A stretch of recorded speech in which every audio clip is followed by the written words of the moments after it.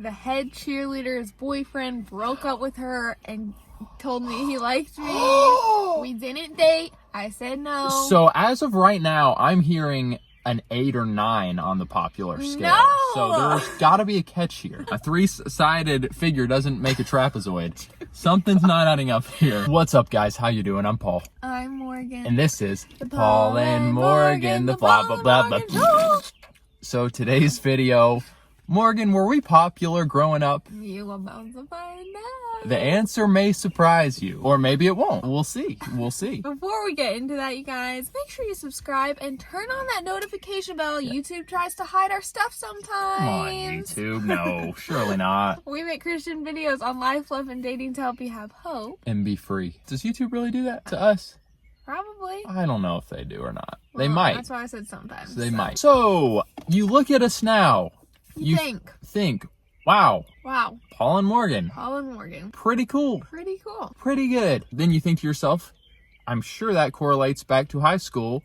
The cool kids. The class clown. Always popular. The guys, literally, after every sports game, lifted him up and held him up and paraded him around. Cheerleader, head of the cheer squad. So let's just get it out in the open. Were we popular growing up? 1 to 10 in popularity, where were you?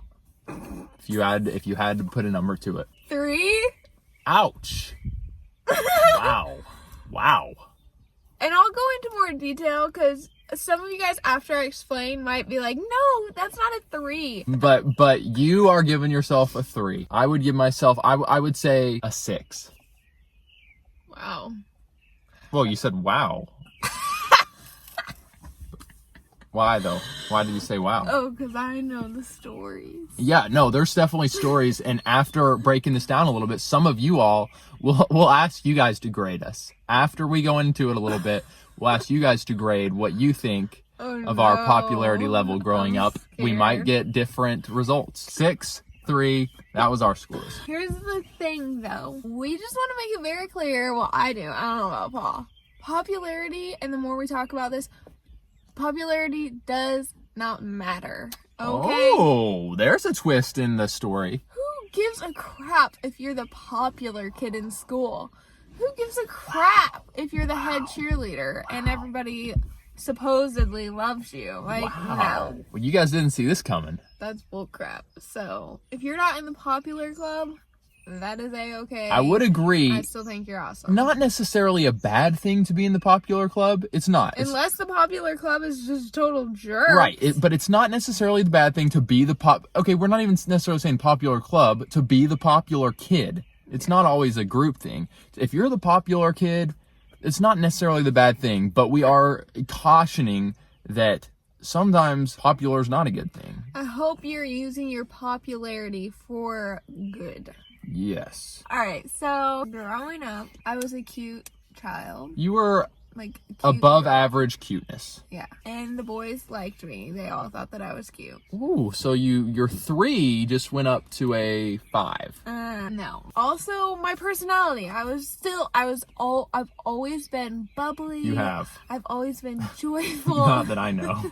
Not that I know how she was in middle school. You just talked to my parents. I guess. Yeah. I can imagine you as a middle schooler just laughing a lot and people being like, okay, she's a flirt, like the girls, like she's a flirt, that's why the guys like her, or she's two-faced, this isn't who she really is, when actually, as you guys know, she just laughs a lot, it is who she is. Yeah. So the thing was, come middle school, all the guys are starting to like me. The head cheerleader's boyfriend broke up with her and told me he liked me. We didn't date. I said no. So as of right now, I'm hearing an 8 or 9 on the popular scale. No! So there's got to be a catch here. You just said the lead cheerleader's boyfriend broke up with her for you. Yeah. And yet you gave yourself a 3. Something is not adding up. 2 and 2 doesn't equal 5. Okay, so help us understand. Okay, I'm gonna help you understand if you shut your pie hole. The popular kids, because I was good looking, because I had a nice personality, invited me into their little clique. Okay. So starting out middle school, I was in the popular clique, okay? But I didn't like how they worked. They were very mean and they were very cliquey. I remember I sent a message to one of the guys who was in the popular group that I had like been in 4th and 5th grade with, and so this was like the end of 6th grade. So we were close, just friends. And I sent a message to him and I was like, hey, I'm done with the popular group. I'm done hanging out with the group of friends that I've been hanging out with. I just can't really like deal with the way that they're just so fake and they're not nice to people and they only like me if I wear Coach purses and I remember Coach purses, Abercrombie and Fitch clothes, which I never wore that stuff because first of all, my mom was like, heck no, I'm not buying you that crap. It's so expensive. I just got to cut you off right there and say, you just told us that you left the cool group, therefore making yourself even more cool. So, I mean, 2 and 2 doesn't equal 5, babe. I'm picturing you at a 9 or 10 in popularity right now. No! I am. Come on, give us, because right now all we've heard is good stuff that puts you at the very highest level. Honestly, I was already kind of being like cold-shouldered by a few of the popular kids because I was starting to hang out with people that weren't in the popular group. How dare I? Yeah. And so then I was just kind of like, I'm over this. I'm out. I don't even want to hang out with y'all. I don't want to be your all's friends. Okay. So I just told them, I don't want to be your all's friends. Bye. So after that, things went very downhill. Okay, so then we started seeing rumors began to spread that I was a very naughty girl. Okay. I didn't even know what the stuff was. The rumors that were being spread, I literally didn't know what the heck they were saying I was doing. It was really bad. I basically, the two of the girls that I was friends with basically kind of like wanted to separate themselves from me as well. That were not in the popular group because of all of the rumors and all of like the hateful things. So you had the popular kids turning on you, and then the kids that weren't as popular were hearing these lies, and so they were kind of shunning you as well. It's like, they knew that it wasn't true, but they were already kind of like, 2 of the girls I remember hanging out with, they very much wanted to stay invisible, and when they hung out with me, they were not invisible because you were kind of the subject of... Yeah. 7th grade, I was eating lunch either in the bathroom or with my counselor almost every single day because I literally would go to sit down and people would get up and leave and go to a different table, or they would start throwing their sandwiches at me. It was that bad? Yeah, it was so bad. This was at public school, right? Yeah. It wasn't a Christian school or a homeschool co-op or anything? No, this is public school. So yeah, that is basically, I started out in the popular group and then totally snowballed into eating alone forever. My middle school experience literally was like a horror movie. Like, we could make a movie about my middle school experience. What if a movie does get made? Please, let's make it. Hollywood? We got a potential script here? My parents pulled me out of middle school at the end of 7th grade. Tell us about your high school days, babe. Were you popular? I was an athlete and a pretty good looking kid. My fashion, up until about junior year of high school, wasn't great by a long shot. Even then, still questionable. Something I found myself struggling with was friendships. And I don't know if you guys can relate to this. I'm sure some of you can, but I struggled with social anxiety. I would see other kids, having these cliques, having these deep friendships. I think a lot of it, and I'm not trying, some of it came from, I was really desiring to follow God. And a lot of the kids around me, even in Christian schools, weren't. Or it was, they were wanting to live in the world. Sure, they said they were Christians, but they were wanting to live in the world.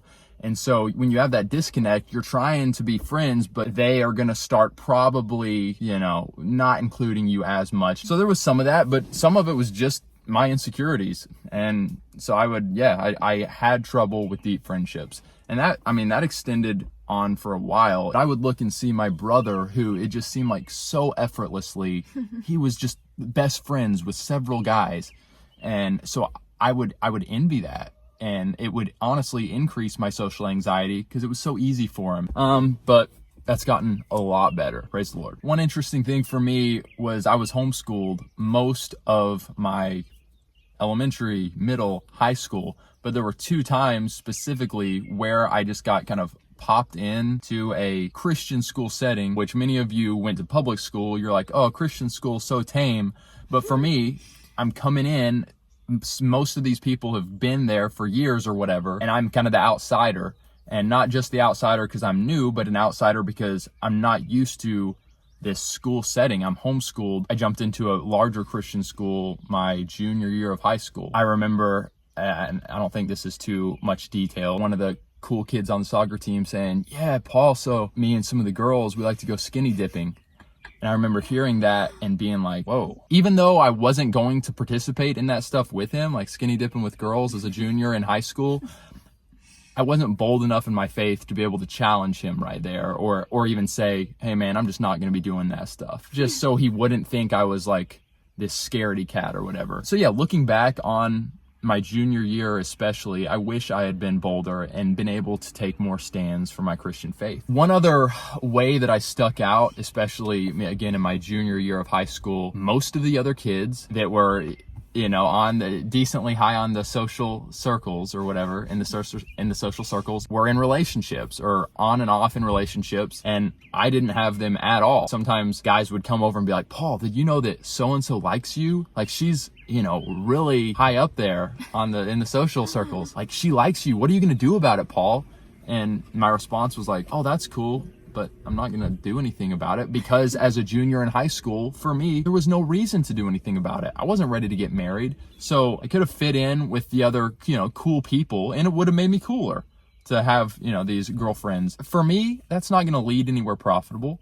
In fact, that's going to lead and start creating patterns of compromise and probably turn into sexual sin like it did for so many others. Starts innocent, leads to places you don't need it to when you're getting into relationships prematurely, and marriage is nowhere in sight. I mean, trust us, it just does. Like, if you're saying, oh, it didn't for me, you're the exception. So oftentimes people would look at me and be like, oh, Paul had no relationships? That's weird. What's going on? Is he gay? And I would just be like, I'm just not ready for a relationship. So that was another way that I looked different from a lot. I mean, that is what we're called to do. We're called to look different than the world. We live in the world, but not of the world. So if you're looking exactly like all of your other friends who are not following the Lord, not dedicated to the Father, if you're looking exactly like the popular cliques in the TV shows, you're doing it wrong. So there's that. Driving for popularity is probably not a wise move because oftentimes with popularity comes worldliness. Yeah. That's good. Write that down.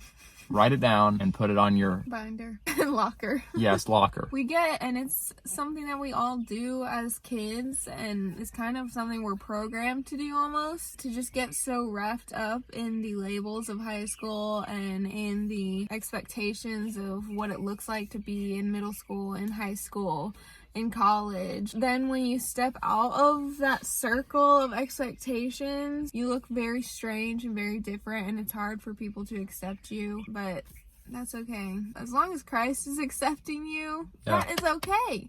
Get it through your head, you guys, that as long as the Lord get it through your thick skulls, you, it's okay. And we know, I know that it's hard. It's easy to say, oh, as long as the Lord accepts you, it's okay. That's easy to say, but I've been through it. I've felt the pain of not being accepted. I've felt the hurt of people not wanting you around. And it hurts, you guys. Don't get us wrong. Let that push you to the Lord and develop this intimate walk with the Lord, like Morgan is saying, of knowing Jesus and that he accepts us. And that's what we truly need. If the world completely turned on us, if our family turned on us and those that are closest to us turned on us, we can still walk strong and steadfast knowing that the Lord loves us. Yep. All right, guys, so we just got very vulnerable with you all. We want to hear your all's thoughts in the comment section without, writing a book. Let us know what it was like for you growing up. Can you relate to what we're saying? Are you a very different person now than you were? We want to hear it. Comment below and let us know. Give this video a thumbs up if you enjoyed us talking about our high school days. I enjoyed reminiscing with you, Morgan. All right, guys, thanks for joining us and hanging out with us in this video. We love you, and we'll catch you again very soon. Have hope. Be free. I would give myself, I would say a 6. Wow. Well, you said wow.